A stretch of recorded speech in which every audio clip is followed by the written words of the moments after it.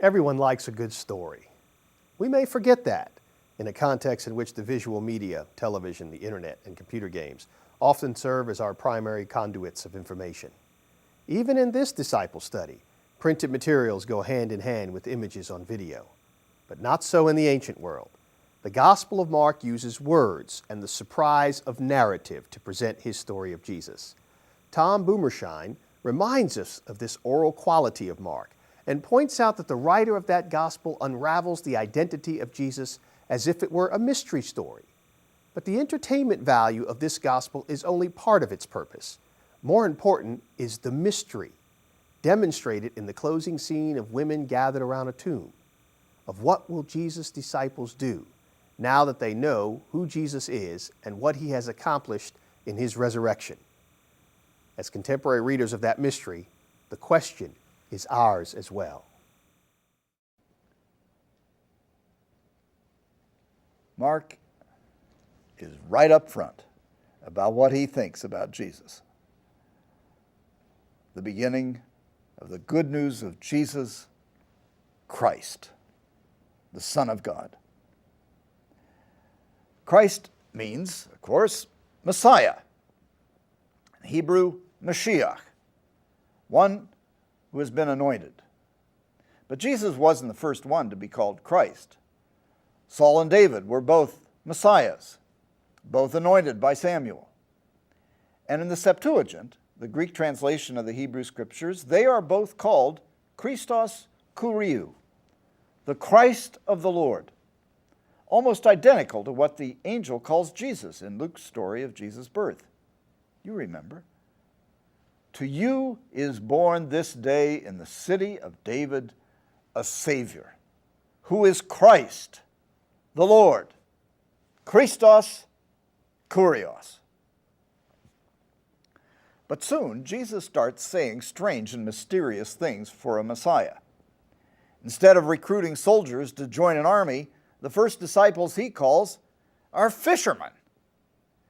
He has a triumphant first day of ministry in Capernaum, casting out an evil spirit from a guy who started yelling at him in the middle of the synagogue service. And after the service, he heals the mother-in-law of one of his new disciples, Simon. And that night, they bring to him all the people in the village who were sick and possessed by demons. The whole city was around the door.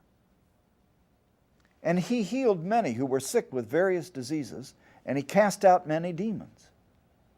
But the end of the story is puzzling. He wouldn't allow the demons to speak because they knew him. Why? Why wouldn't he want people to know? This is the first of many strange and puzzling things about Jesus the Messiah. After he heals a leper, Jesus says to him, "Now look, you say nothing about this to anyone, but go, show yourself to the priest and offer for your cleansing what Moses required." But the leper became an instant evangelist and proclaimed Jesus' healing everywhere, so that Jesus had to hide out in the countryside. So you can see one reason why Jesus told them to keep quiet. He knew his ministry would generate publicity. And throughout most of Mark's story, Jesus tries to keep his messianic identity secret. After Jesus heals many who came to him from all over the region, from Galilee, Judea, beyond the Jordan, even from Tyre and Sidon up in Lebanon, the demons, when they see him, fall down at his feet and worship him. But Jesus doesn't allow them to speak because they knew him. When Jesus heals the daughter of Jairus, the chief of the local synagogue, he tells Jairus and his wife to say nothing about this to anyone. After he heals the deaf and dumb man in the Decapolis, the 10 cities, he tells them to say nothing about this to anyone. But the more Jesus said, "Keep quiet," the more people proclaimed his miraculous deeds everywhere.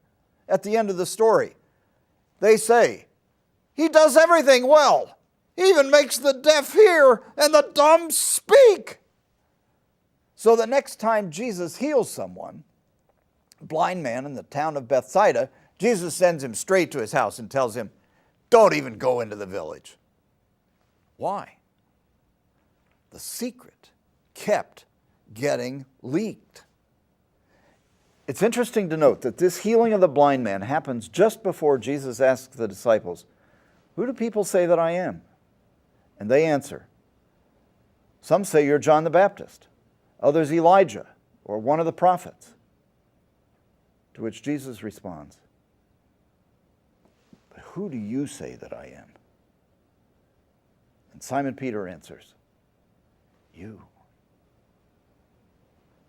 You are the Christ." And once again, Jesus commands them to tell no one about him or about who he was. He acts as if he were some kind of spy or secret agent. Why did he want to keep his identity secret? A clue. When Jesus and the disciples were leaving Galilee on the way to Jerusalem, and Jesus wanted no one to know it because he was telling his disciples, "The Son of Man will be betrayed into the hands of men, and they will kill him. And after 3 days, he will be raised." Is the reason for the secret that Jesus knows he will get killed?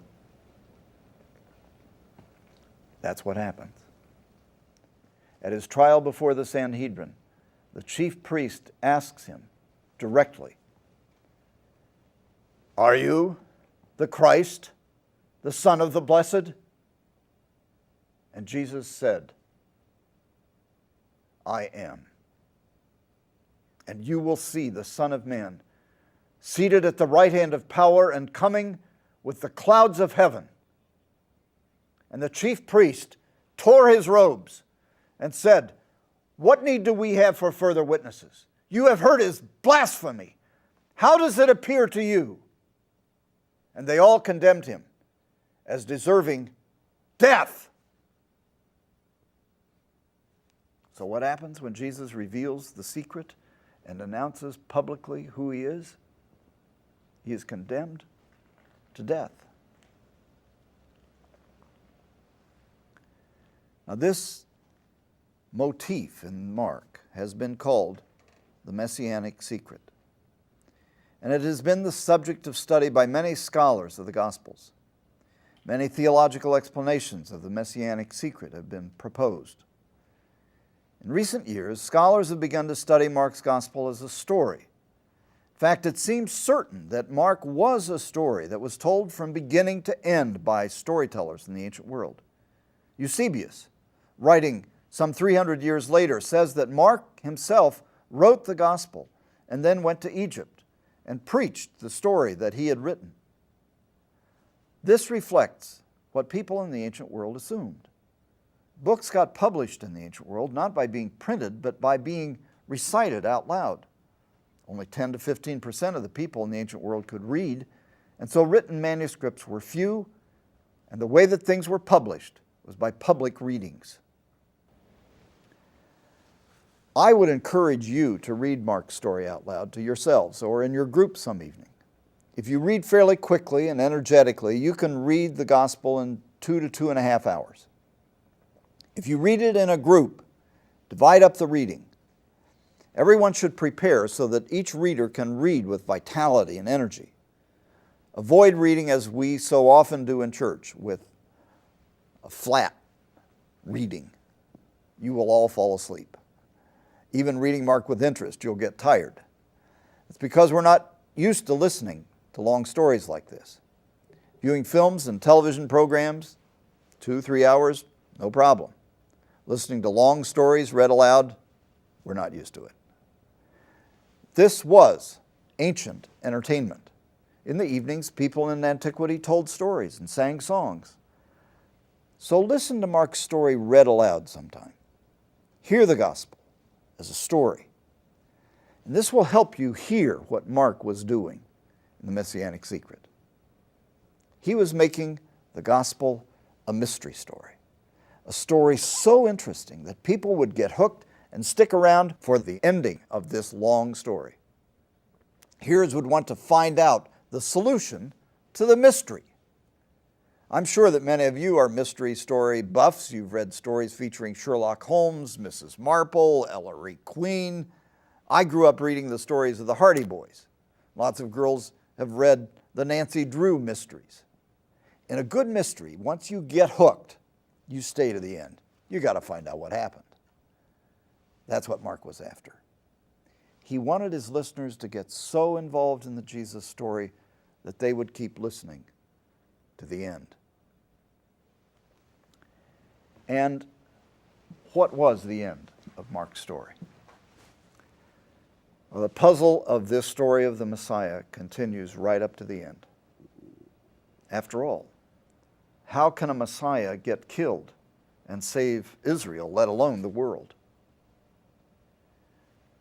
In Mark's story, the resurrection is the answer.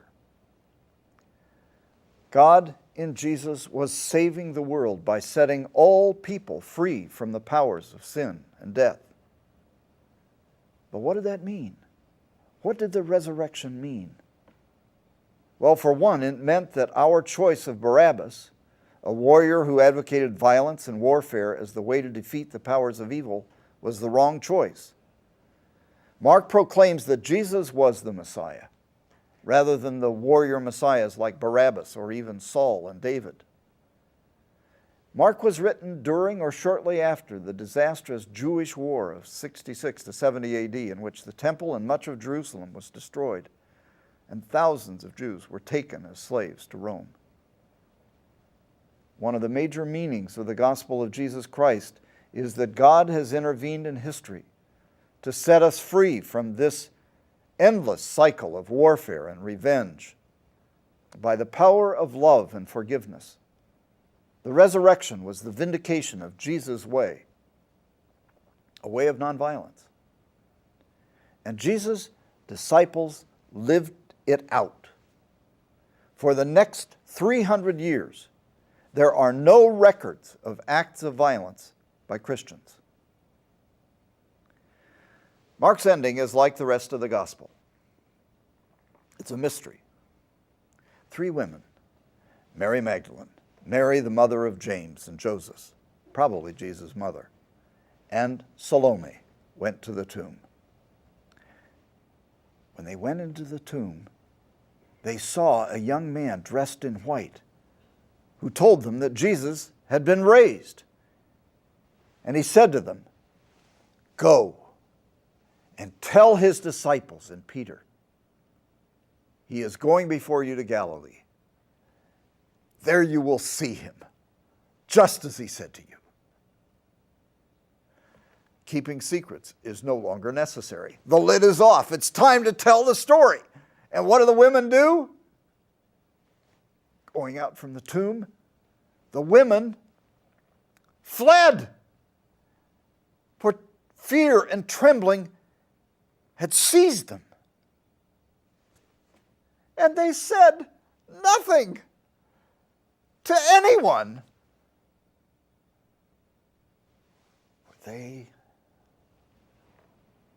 were afraid. What?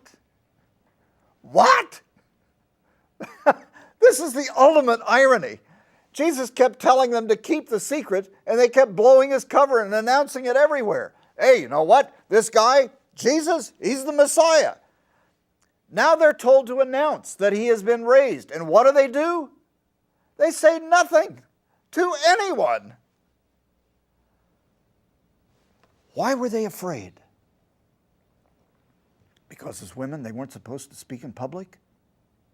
Because they might be made fun of and look foolish, be shamed?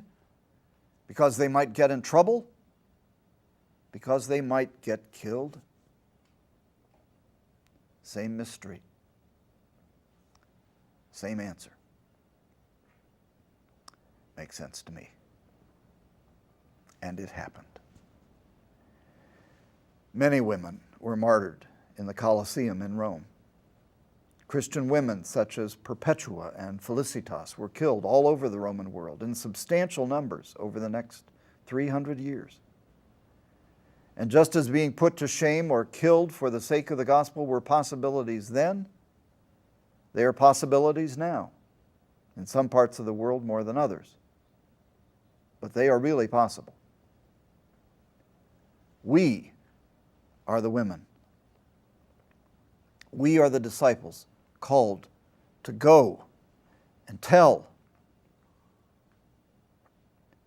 Do we? Or are we afraid to speak in public, to bear witness to our faith, to act on our faith that Jesus is the Messiah, to get killed rather than to kill?